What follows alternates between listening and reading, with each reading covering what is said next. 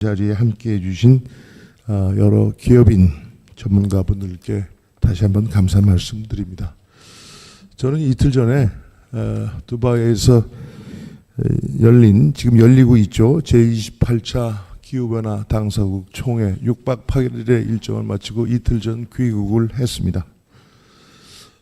이번 28차 기후변화 당사국 총회 참석자 수가 10만 명을 넘었다고 합니다. 역대 최대 규모고 참여 국가도 198개 당사국 빠짐없이 참석했다고 들었고 아주 뜨거운 열기를 새삼 확인할 수 있었습니다. 그 중에서도 역시 가장 큰 토픽은 세계 온실가스 배출의 4분의 3을 차지하는 에너지 분야를 과연 어떻게 온실가스 감축을 하고 새로운 발전을 찾을 것인가, 여기에 집중됐습니다.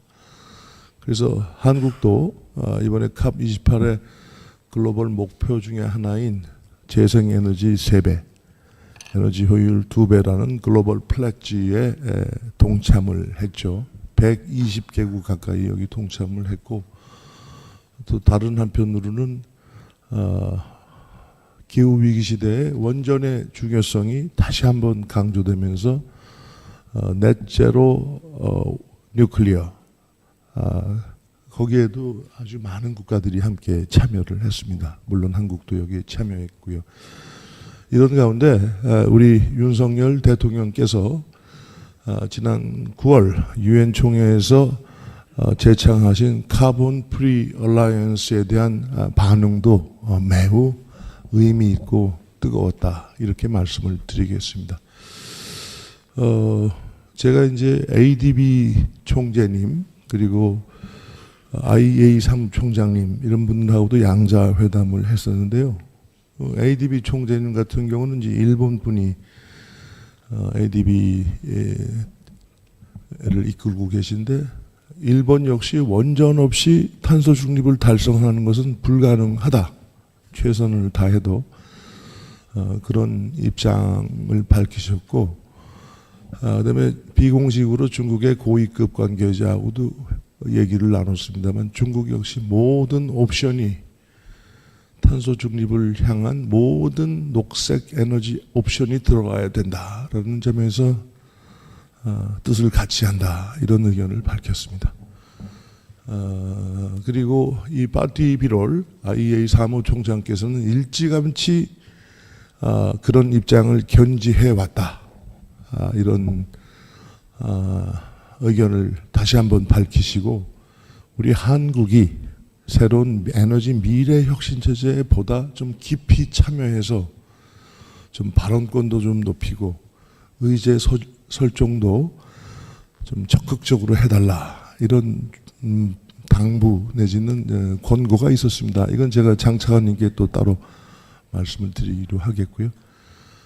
그리고 아시다시피 미국, 영국은 절대적으로 한국의 방향과 뜻을 같이 하고 있고, 오히려 더 주도적으로 뉴클리어 넷제로 이니셔티브를 UAE와 함께 이끌었습니다. 하지만 우리가 또 냉정히 판세를 볼 필요가 있습니다.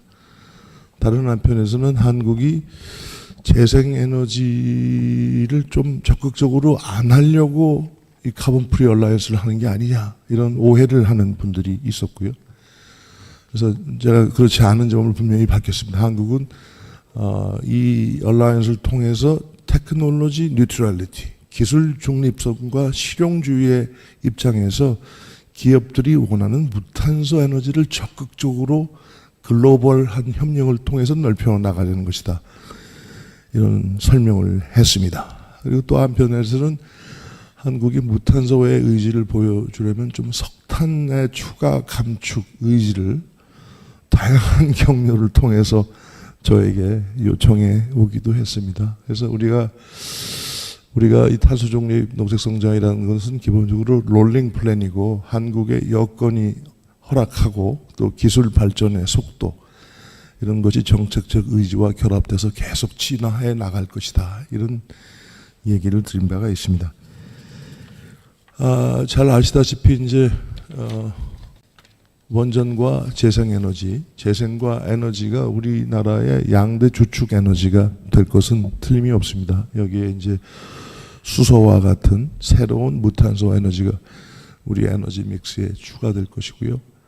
화석 연료에 대한 비중은 사실은 굉장히 빠른 속도로 내려가고 있습니다.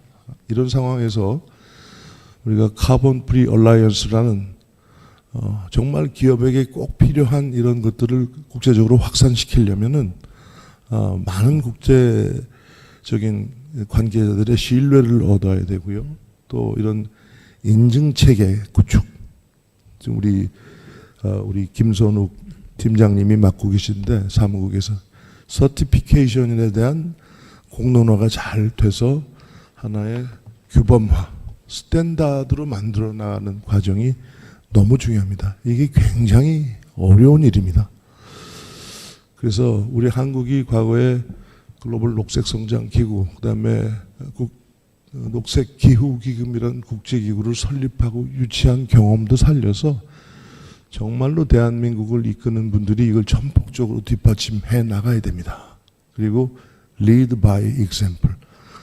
한국이 에너지 혁신 체제에서 선도 사례를 보여줘야 한국의 길이 세계가 가는 길이다. 이건 제가 볼 때는 너무너무나 중요하고 사실 너무너무 어려운 일입니다. 우리 산자부 장영진 차관께서 최전선에서 이끌어주고 계셔서 너무 감사드리는데요. 탄노기도 있는 모든 힘을 다해서 뒷받침해 드릴 거고요. 국가적으로도 사실 저는 우리가 엑스포 유치를 위해 기울였던 노력 곱하기 2 정도는 해야 된다. 곱하기 2 정도는 해야 된다. 이런 정도의 비중이다. 이렇게 생각을 합니다. 그리고 이런 인증체계 일종의 글로벌 스탠다드 구축 노력과 더불어서 앞으로 이걸 무탄소 전력 체계, 에너지 체계로 가져가려면은 반드시 안정적인 전력 개통의 기반이 마련돼야 됩니다. 그래서 오늘 바로 이 전력망 확충, 국가 전력망 최적화, 전력 개통 운영 고도화가 이번 컨퍼런스의 두 번째 주제로 다루어지는 건데요. 저는요, 얼마 전에 국회 기후변화 특위에서도 그랬어요. 더 이상 국회에서 원전이냐 재생에너지냐 둘 중에 하나 선택하는 그런 거 좀 하지 맙시다. 둘 다 중요합니다. 진짜 중요한 거는 우리 전력망을 어떻게 고도화할 것이냐. 그게 진짜 이슈입니다. 또 거기 막대한 투자가 이루어져야 되고요. 그래서 이 카본 프리 얼라이언스와 우리 전력망, 이 그리드의 고도화, 그리고 여기에 불가피하게 따라올 수 있는 에너지 가격 체계의 전문화, 독립화라는 이슈가 대한민국의 미래를 좌우할 그런 이슈라고 생각을 합니다.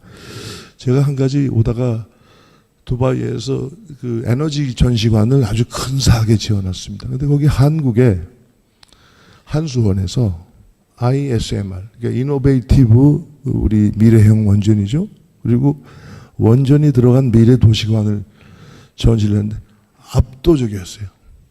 희망을 갖게 됐습니다. 특히 재생에너지의 약점이 뭡니까? 간헐성 아닙니까? 그래서 막대한 규모의 에너지 저장 장치가 필요한데 한국이 지금 개발 중인 미래형 원전은 제가 이게 한국말로 뭔지 모르겠어요. 로드 팔로잉이라는 용어를 쓰는데 출력을 조절하는 능력이 20에서 100%까지 된다는 겁니다.